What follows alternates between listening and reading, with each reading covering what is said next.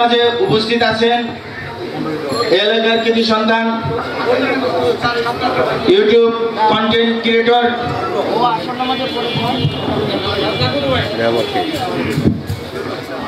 সেন্টু ভাই।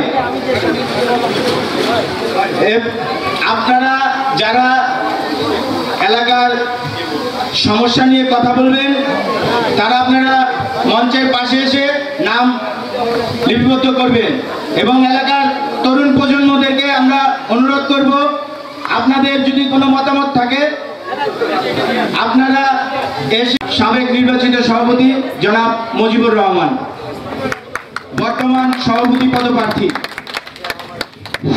বিসমিল্লাহির রহমানির রহিম। আজকে মতামত সভার প্রধান অতিথি জনাব এস.এ. সিদ্দিকুর রহমান সাজু সাহেব, এস.এ. মরহুম এই বাগবাড়ির কৃতি সন্তান, মরহুম এস.এ. খালেক সাহেবের কৃতি সন্তান। আজকে যে ৯ নম্বর ওয়ার্ডের মতামত সভায় উনি এই সভাটা সবার সাথে দেখা করার জন্য আইছে। আমরা ৯ নম্বর ওয়ার্ডের সবাই সাজু সাহেবকে ধন্যবাদ জানাই। সবচেয়ে বড় কথা হইল একমাত্র এই পুরান ইতিহাস স্বাধীনের পরে এই মরহুম খালেক সাহেবের সন্তান ৯ নম্বর ওয়ার্ডের এই কৃতিত্ব আমাদের যে বাগবাড়ির লালমাটির সন্তান এখনো আছে, রাইখা গেছে। এইটার জন্য আমরা ধন্যবাদ জানাই যে আমাদেরকে সামনে এই 14 আসন আগায় নেবে। সবচেয়ে বড় কথা হলো আমাদের এই কোটবাড়িতে আমরা গ্যাসের খুব সমস্যা, আমাদের গ্যাসের খুব সমস্যা।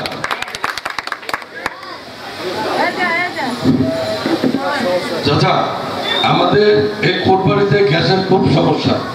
স্বাধীনের পরে গ্যাসের লাইনটা এনে দিয়ে গেছে।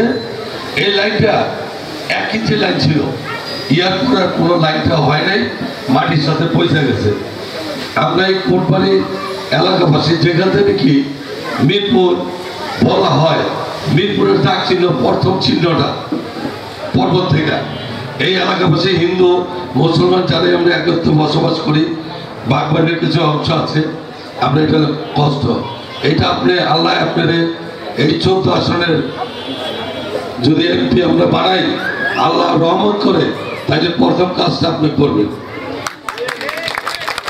দ্বিতীয় কথা হইল আপনি আসার পর ইনশাল্লাহ আমরা আশা রাখি এই এলাকায় আমাদের পরিবার যেভাবে চালাই গেছে, আমরা এই 9 নম্বর ওয়ার্ডের লোকজন যারা স্থানীয় বা বাইরের লোক আছে, আমরা চাইব ওই মুরব্বীর মতন আপনার ঠিক মতন দেখবেন আমাদেরকে, এই আমাদের আশা।